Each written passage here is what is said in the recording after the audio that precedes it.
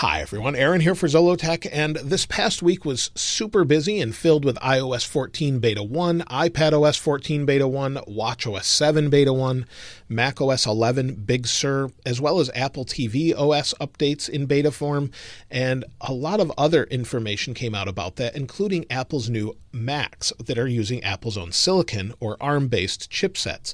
And so I want to talk about all of those things, iPhone 12 information that came out and leaked, as well as iOS 14 release dates, and even more, a few other things as well.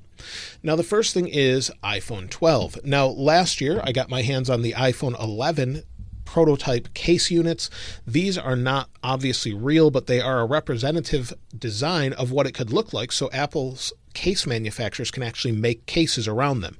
Now, Apple does not officially reveal them, but you can see they're pretty much the same with the exception of the camera. And so as you can see here, this is what it finally looked like, but this was the case. So if you needed to make a case for it, this is what it looked like. It's not representative, of course, of the final version, but it's close enough that you could make a case around it.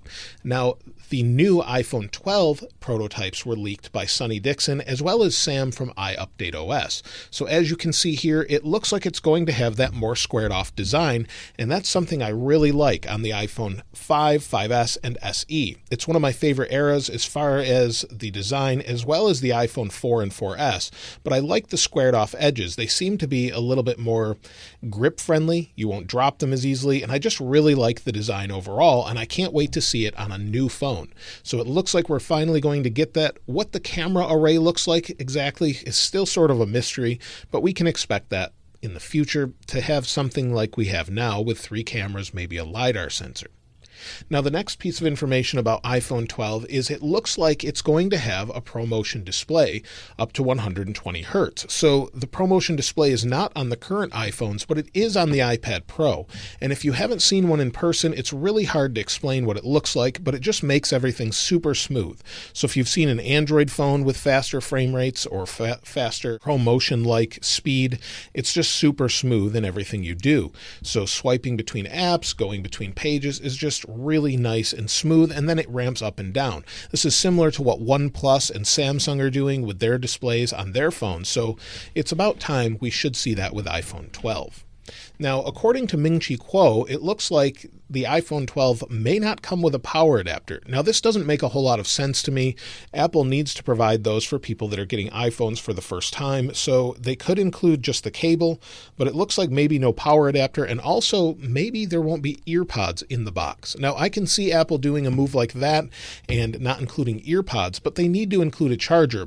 But I've been using this one, and people have been asking about this. This is not a sponsored video or anything, but this is the one I've been using. It works great, and it's super small. I would like Apple to do something like this, where it's nice and small, puts out a lot of power, and it seems to work fine. I use it for everything from the iPhone to the iPad and even MacBooks. But there were some leaks of a new 20-watt power adapter, so that's a little bit more than we had with the iPad Pro or the new iPhone, so maybe we'll have a little bit more power when it comes to that. Now, it looks like Max Weinbach has uncovered some information about the camera in the upcoming iPhone 12 based on the code in iOS 14.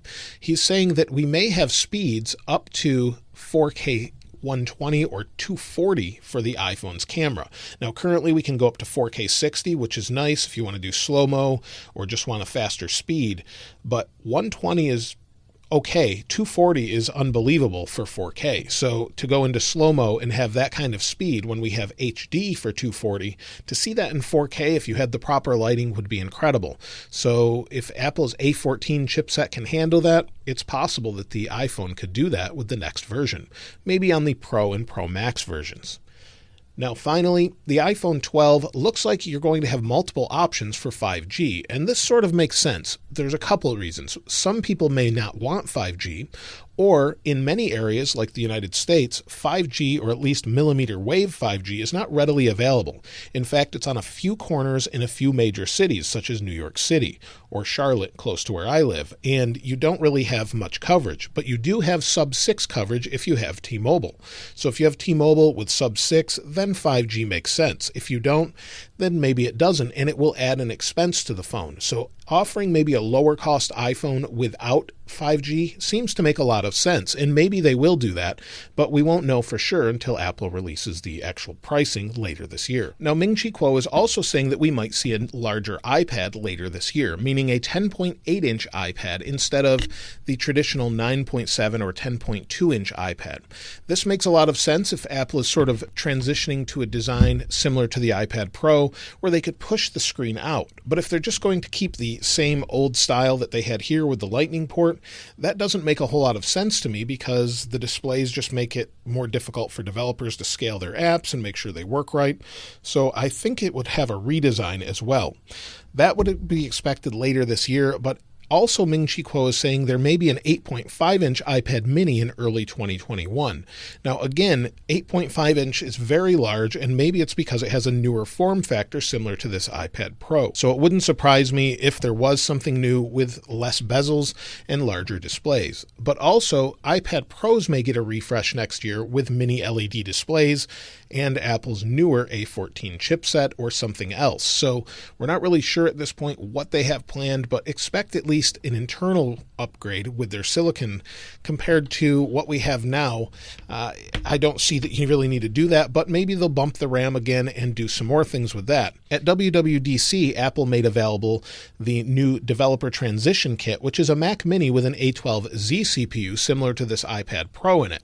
And that is for just developers to make sure their apps work. So it only has 16 gigabytes of RAM, but someone unboxed it and also did some Geekbench score tests on it, and it seems to be very fast for what it is. Now, this is not anything that's going to be released to the public. In fact, these are slower than what we should see released to the public. So the numbers are actually quite good. It's about the MacBook Air speed right now, but it's just a developer transition kit to make sure that everything works on the new hardware. So when Apple transitions to the new Mac silicon that they have with the A-series processors or whatever they decide to call them, everything will just work, and all their developers have their apps working properly. Now, other than that, we should see an iMac refresh coming later on with an Intel CPU. Apple will continue to release Intel CPUs for a while, so expect that.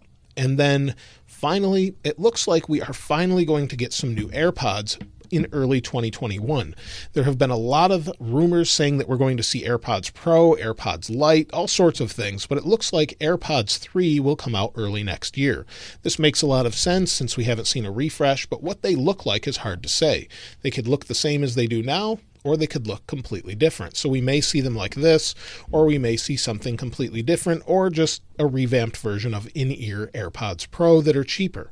So it's hard to say at this point, but Apple probably has a revised version of this coming later on in the future. Now with iOS 14, many people have been asking me, when will iOS 14 come out to the public? When will the public beta be available? When will beta 2 come out? So I wanted to try and answer some of those the best I could.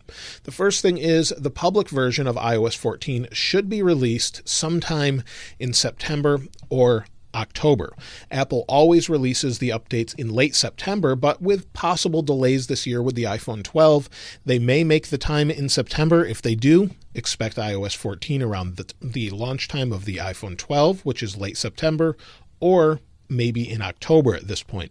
Otherwise, that's when the public version will come out. If you're waiting for the public beta version of iOS 14, expect that in a couple weeks. Usually it takes a couple betas, maybe beta 2 or beta 3 before they release the public version, and then you can use it if you'd like to. But just be mindful that you won't be able to downgrade without using a computer. Now, as far as the betas are concerned, usually at the beginning of iOS betas, the early releases, it's a 2-week cycle. So right now, I wouldn't expect it until next Monday or Tuesday. So that means probably the 6th of July, sometime around then, and then we'll see beta 2. If Apple continues to do things like they have in the past, it could be a little bit later, even the 13th or 14th, or it could be sooner if they want to change things up a little bit. Also, iOS 13.6 may release to the public as soon as tomorrow, depending on what Apple decides to do. Apparently, the BMW car key feature is supposed to be available by July 1st. Now, that doesn't necessarily mean it needs to be, because BMW has yet to sell those cars. So maybe it will be available by then, but if not, we should see beta 3 by tomorrow, or maybe a final release to the public. And so with iOS 14, I'm really enjoying using the features. It does have a few bugs I covered in the follow-up I did, and one thing I really like about watchOS 7 is you can see it says, "Good afternoon, here's your battery, here's your weather," and then we can dismiss it. So it's a nice little feature that's built in and something I've noticed that I really appreciate. But other than that, I look forward to the next betas. Of course, I'll have videos on those if there's significant changes in them on the watch and other things. But let me know what your favorite feature is in iOS 14 in the comments below. If you'd like to get your hands on this wallpaper, of course, I'll link it in the description as I always do. And if you haven't subscribed already, please subscribe. And if you enjoyed the video, please give it a like. As always, thanks for watching. This is Aaron. I'll see you next time.